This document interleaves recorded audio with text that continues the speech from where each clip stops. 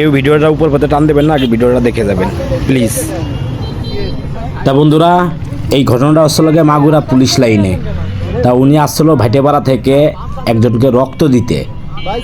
তা রক্ত দিতে যখন আসছে, তা বাসের ভিতর থেকে ওনার কাছে কিছু টাকা ছিল, এই টাকাটা আর কি নিয়ে গেছে, যার জন্য সে অজ্ঞান হয়ে গেছে।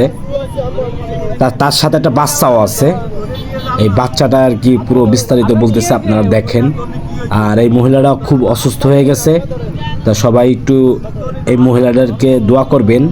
এরকম অসুস্থ হয়ে গেছে, যার জন্য এরকম তার বাড়িতে যেন তাকে পৌঁছে দেওয়া যায়, এর জন্য বেশি বেশি করে ভিডিওটা একটু শেয়ার করবেন। এই মহিলাটার ঠিকানা কেউ জানে না, অবশ্যই আপনারা জানাবেন।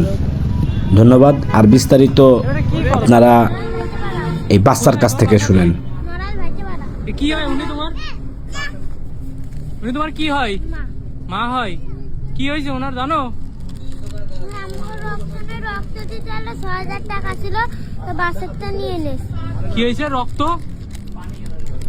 দিতে আইলো তো ৬০০০ টাকা ছিল, তো বাসেরটা নিয়ে এনেছে। বাসের টাকা নিয়ে এনেছে। পানি আছে দেখাই বাসের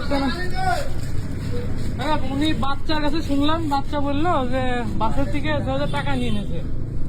এই কারণে হয়তো আমার তো মনে হচ্ছে